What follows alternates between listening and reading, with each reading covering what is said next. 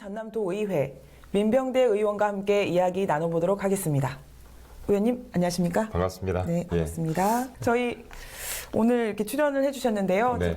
베풀코라는 프로그램은 베리어 프리 코리아를 뜻하는 말로 장벽이 없이 모두가 행복한 복지 한국을 지향한다는 내용으로 복지 전문가들이 매번 이렇게 출연을 해주시고 계신데요. 네. 오늘 민병대 의원님 함께 하셨습니다. 그래서 제가 복지 전문가가 아닌데 네.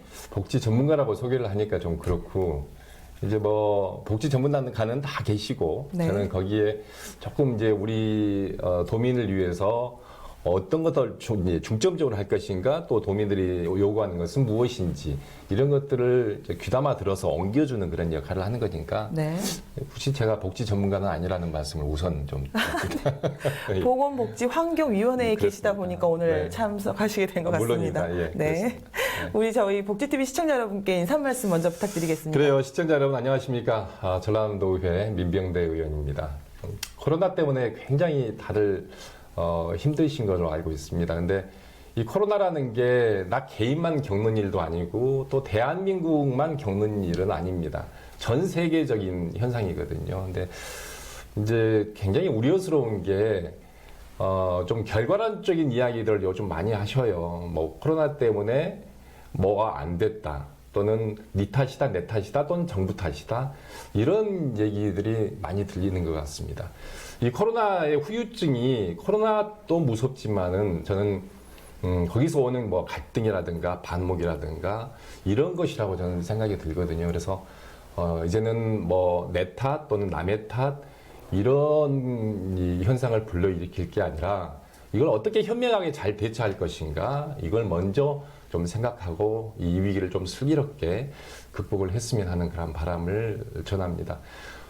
저는 이제 11대 도의회에 들어와서 전반기에는 기획행정위원회에서 활동을 하다가 이제는 후반기에 보건복지환경위원회에서 활동을 하고 있고 이제 11대 의회가 사실 얼마 남지 않았습니다. 그러나 끝까지 최선을 다해서 저에게 주어진 책임을 다한다는 것을 말씀드리겠습니다. 네. 네, 최선을 다해 주신다고 하니 첫 번째 질문 먼저 드리도록 네. 하겠습니다. 코로나19 감염병이 장기화되면서 취약계층의 어려움도 가중되고 있는데요. 네. 상황이 어떤가요? 그래요. 이제 코로나를 우리가 접한 지가 벌써 2년 반? 네. 거의 3년이 다 돼가는 거죠. 그렇게 이제 접어들다 보니까 위기 가구가 이제 늘어나고 있습니다.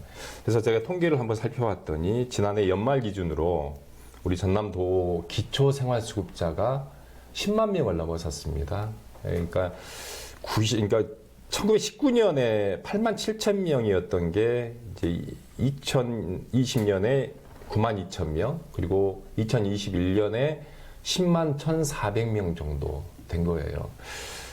이제 점점점 이 기초생활수급자가 줄어들어야 되는데도 불구하고 점점 늘어나고 있다는 얘기죠. 네. 이게 이제 생각을 해보면 하루하루 이렇게 생계를 유지하고 일을 나가야 됨에도 불구하고 코로나 때문에 일을 못 나가는 경우도 있을 것이고 네. 장사를 해야 되는데 과거에 100만 원을 벌었다면 이제는 100만 원을 손해보면서 장사를 하게 되다 보니까 그만큼의 기초생활수급자가 늘어나고 또 어려운 가정들이 굉장히 많이 늘어나고 있습니다. 특히나 전남이 노인 인구라든가 아시다시피 뭐 장애인이라든가 이런 취약계층의 인구가 전국에서 가장 높거든요. 네. 그래서 이제 코로나19 감염병 대응에 있어서도 전남도가 상당히 어려움을 겪고 있다. 이렇게 얘기할 수 있겠네요. 아, 그렇군요. 예. 코로나19 빨리 종식돼야 되는데 글쎄 말이에요. 코로나 확진세가 급증하는 만큼 그로 인한 피해를 입은 도민들과 돌봄 소외계층도 늘어나고 있는데 이에 대한 지원이 있을까요? 예, 그렇습니다.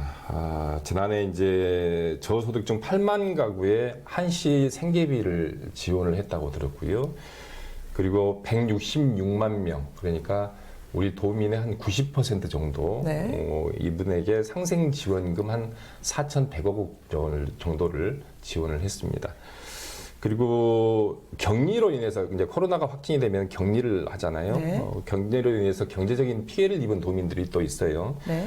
2만 7천 가구 정도 되는데 이런 분들에게도 211억 원 정도를 지원을 했다고 이렇게 통계는 나와 있습니다. 네.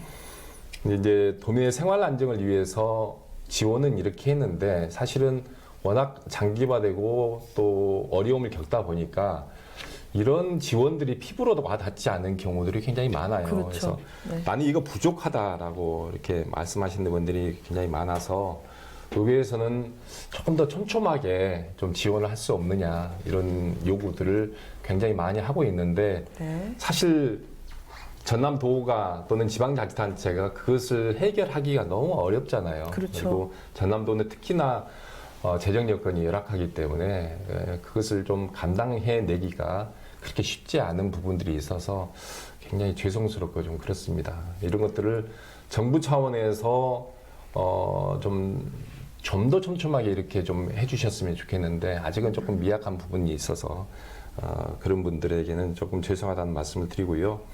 제일 어려움을 겪고 있는 곳이 이제 복지 시설인 것 같아요. 네. 그리고 혼자 사시는 독거노인들 이런 분들은 이 코로나가 굉장히 어려움을 겪게 하는 주요 요인 중에 하나죠. 이제 운영이 중단되고 또 있고 혼자 생활이 어려운 장애인이나 노인분들 또 돌봄 취약 아동도 그만큼 늘어났다고 할 수 있습니다. 그래서 그런 분들을 위해서 긴급 돌봄의 인력 구성을 좀 확대를 하고 있고요. 또 대체식 지원이라든가 장애인 24시간 긴급 활동 지원 같은 이 돌봄 안전망을 좀 더 강화를 하고 있는데 이제 워낙 말씀드렸다시피 그렇게 피부로 와닿지 않다 보니까 조금의 불만들은 좀 있는 것 같습니다. 네. 자, 의원님께서 지난 2월에 의회 업무보고에서 코로나19 치료기준 재정립과 취약계층에 대한 신속 항원 검사 키트 구입 비용 지원을 요구하셨는데 네. 반영이 됐나요? 네, 그렇습니다. 그때가 이제 하루 확진자가 1000단위에서 10,000단위로 이렇게 변화가 된 때예요.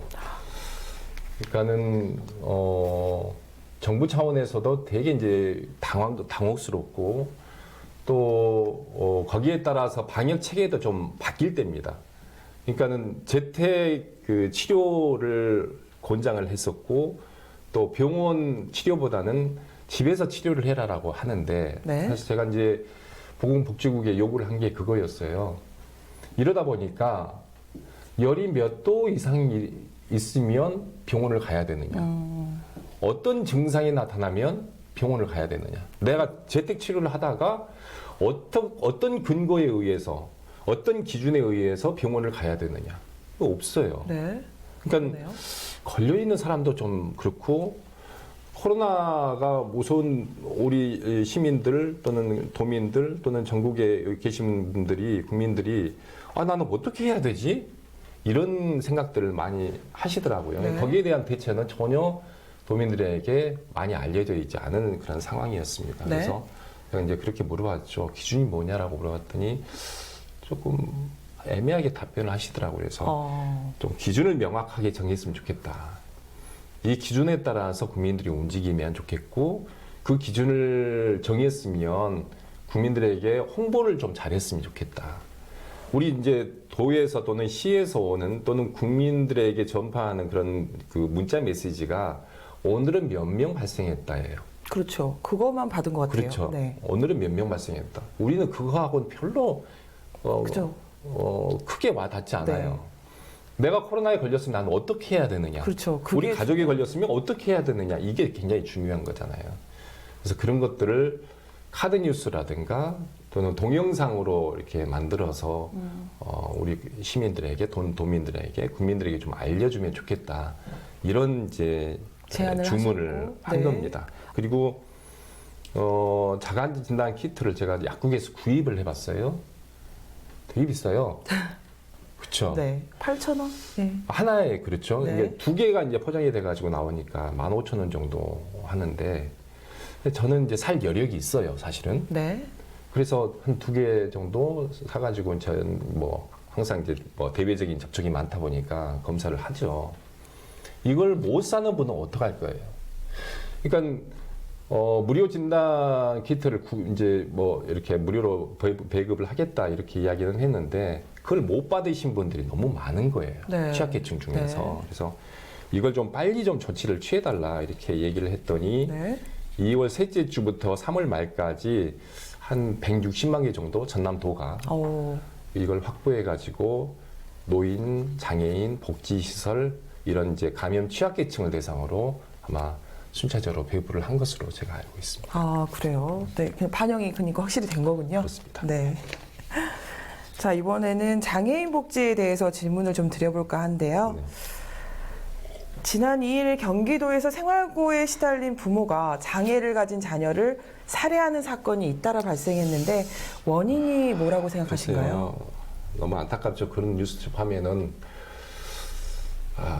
가슴이 먹먹해져요. 네. 사실은 이제 경기도에서 그날따라 2건 정도 발생을 한 것으로 제가 알고 있습니다. 네. 지난 3월 2일이었는데 한 달 조금 넘었네요. 이제 발달 장애를 가진 자녀를 부모가 이제 살해한 그런 사건인데 네. 모두가 이제 한부모 가정이었고 경제적 어려움을 겪고 있던 그런 상황에서 발생을 했습니다. 근데 자녀를 이제 살해하고 나서 부모가 이제 못 참겠잖아요. 네. 그래서 또 부모도 자살을 좀 시도했었는데 그때 남긴 유서 중에 네. 다음 생에는 좋은 부모를 만나거라라는 이야기를 합니다. 네. 발달 장애를 가진 자녀를 둔 부모는 가장 소원이 뭐냐면 이 자녀보다 내가 5분 뒤에, 네. 10분 뒤에 죽기를. 이게 소원이에요. 그만큼 어려움을 겪는 부모들이 굉장히 많다는 거죠. 죽음을 선택하게 만든 것이 어쩌면은 이제 우리 사회의 한 단면인지도 모르겠습니다. 네. 이런 그 사건들이 그때만 발생하는 게 아니라 해마다 발생을 하고 달마다 발생을 해요. 그래서 이걸 국가 책임으로 좀 해주라. 발달장애인을 케어하는 것을 꾸준히 요구를 하고 있지만 이걸 받아들이기가 굉장히 힘든가 봅니다. 국가에서. 네. 아시다시피 이제 발달장애인이 다른 장애에 비해서 좀 자립이 어렵잖아요. 자립도 어렵고 케어도 어렵고. 그럼요. 네. 일상생활 모든 영역에서 이제 돌봄이 필요한데 가족에게만 그 책임을 이제 전가하고 있다는 것이 문제고 결국은 이제 생활고로 이어져서 극단적인 선택을 하는 경우가 많습니다. 전남이 장애인 비중이 말이죠. 전국 평균 대비 한 1.4배 돼요. 그래서 이제 전국에서 가장 높아요. 발달 장애인도 작년 통계를 보니까 전남이 한 13,000명 정도 됩니다. 거기다가 매년 증가를 해요. 한 1.5% 정도 증가하고 있어서 좀 국가적인 대책이 필요하지 않은가라는 생각을 하고 있습니다. 네. 가족에게만 그 책임을 전가한다는 말이 되게 마음이 아픈 것 같습니다. 그렇습니다. 예. 네. 이와 관련해서 의원님께서 2018년에 전라남도 발달장애인 권리보장 및 지원 조례 개정안을 대표 발의하셨는데요. 네. 내용이 어떤 건지 좀 말씀해 주시겠습니까? 이제 제가 의원이 되고 나서 대표 발의했던 조례이고 기억에 남으시겠네요. 도의원이 되면은 이거부터 제가 우선적으로 좀 해야 되겠다라고 했던 내용에서 저에게는 굉장히 큰 의미가 네. 담겨져 있다고 볼 수 있죠. 어떤 내용이냐면은 이제 발달장애인에게 고기를 잡는 방법을 좀 알려줘야 되겠다. 네. 그게 이제 중요하겠다. 자꾸 이제 뭐 고기만 잡아주는 그런 형식에 좀 벗어나야 되겠다라고 하는 게 이 제도의 초점이고요. 네. 조례 내용이 이제 발달장애인의 종합 서비스 개발을 위한 실태 조사를 좀 실시할 수 있도록 네. 하는 내용이 들어가 있고 성년 후견제 이용 지원이라든가 권리 보장이라든가 또는 발달장애인 직업 훈련이라든가 이런 것들을 이제 주요 내용으로 이 조례에 담고 있습니다. 조례와 관련해서 발달 장애인에 대한 돌봄 대책들은 어떻게 추진이 되고 있을까요? 잘 아시다시피 이제 발달 장애인을 위한 어떤 그 센터가 좀 주위에 좀 있어요. 네네. 예를 들어서 주간 활동 서비스 센터라든지 뭐 방과 후 활동 서비스라든지 이런 센터들이 조금 있잖아요. 네. 근데 이 정도는 좀 부족하다 싶어서 이 조례에 의해서 이제 발달 장애인 평생 교육 지원 센터를 좀 만들기로 했었습니다. 그래서 어쨌든 조례에 의해서 만들어진 건데 막상 만들려고 보니까 이걸 받을 수 있는 단체가 없는 거예요. 네. 우리는 이제 도의에서는 이걸 이렇게 한 두 군데 정도, 서부권 한 군데, 동부권 한 군데 이렇게 두 군데 만들겠습니다라고 공포를 했는데 네.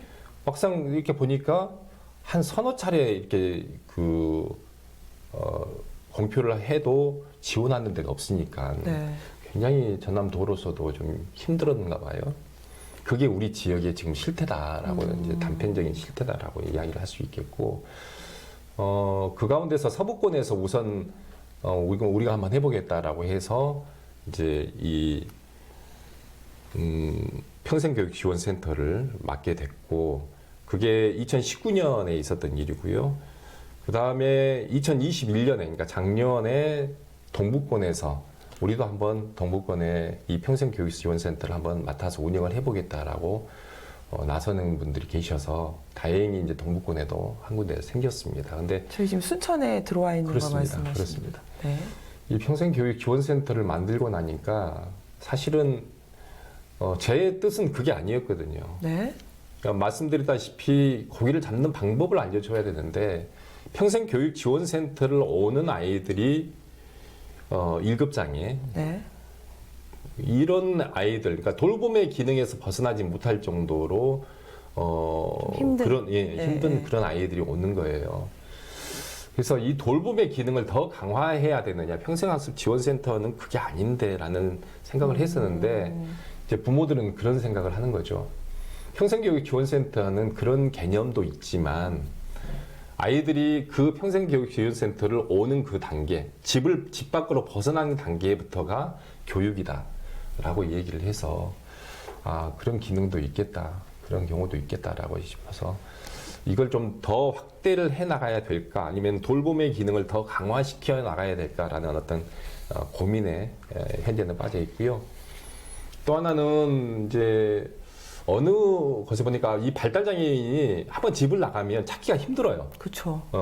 실종 사건으로까지 연결이 돼요. 네. 찾기가 힘드니까. 그러다 보니까 어느 곳에 보니 GPS를 달아서 신발 깔창에 오. 다른 곳은 뜯어버리거든요. 네. 어, 그러겠네요. 예. 네.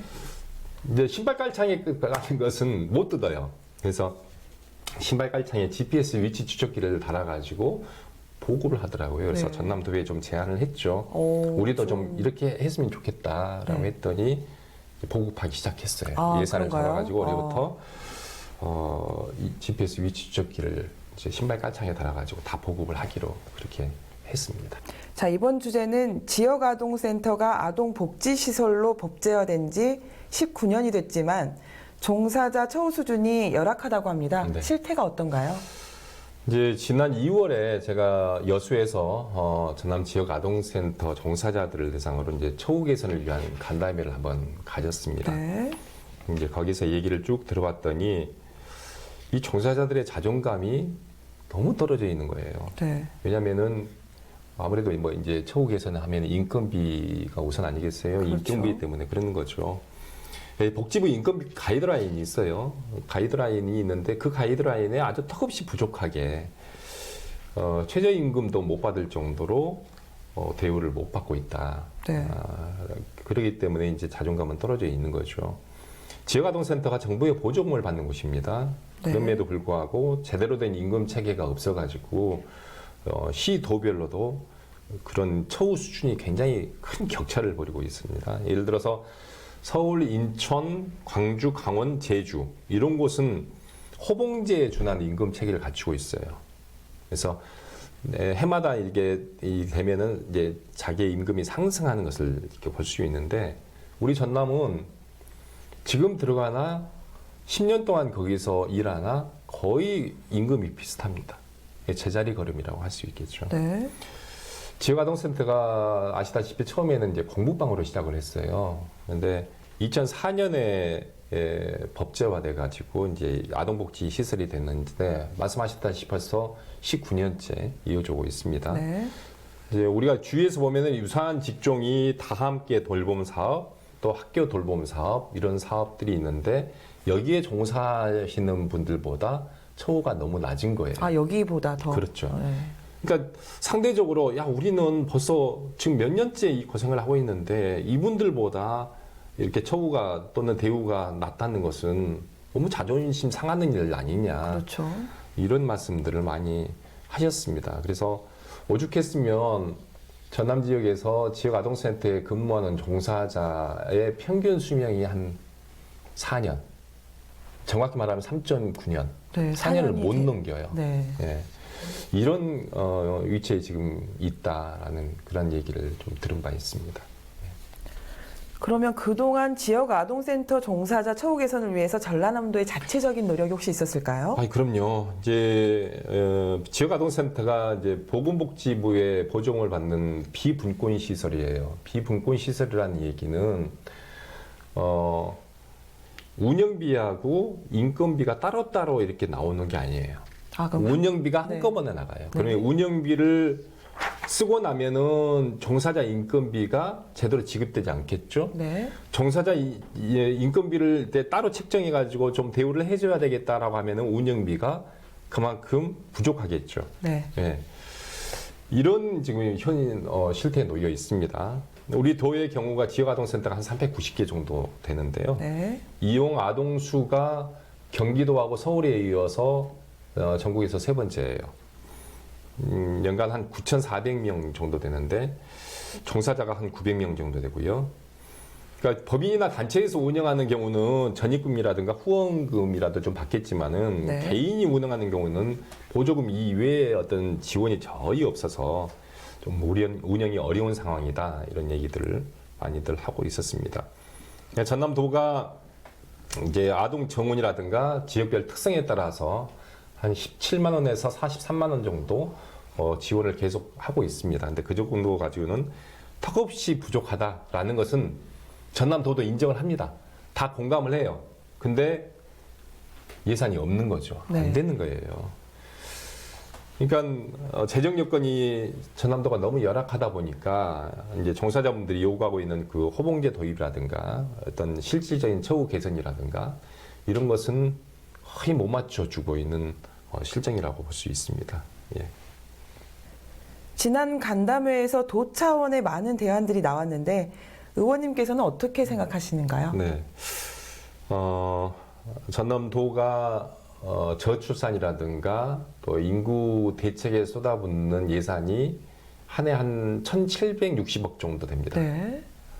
근데 별 성과가 없어요. 이 예산 가지고 막 쏟아부었는데 별 성과가 없어요. 인구가 늘어난 것도 아니에요. 네. 줄어들었어요. 출산이 늘어난 것도 아니에요. 근데 인구 정책이라고 하는 곳에서 돌봄의 기능은 많이 빠져 있습니다.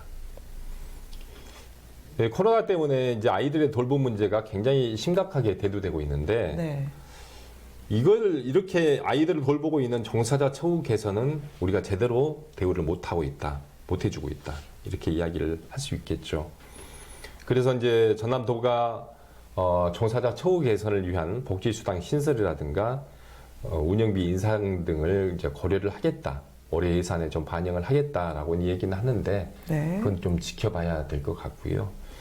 중장기적으로 봤을 때 호봉제 도입이라든가 또 안정적인 근무 여건 조성을 위한 어떤 구체적인 노력을 도의원으로서 좀 해 나갈 것이고, 특히나 정부 차원의 대책 마련이 좀 있어야 되겠다라는 생각을 합니다. 왜냐하면 각 지자체의 의지가 굉장히 중요하거든요. 여기에는 뭐 신안 같은 경우 전남 도내지만은 신안군 같은 경우는 자체 예산으로 놀랍도록 그 지역아동센터에 근무하는 종사자들의 대우를 해주고 있어요.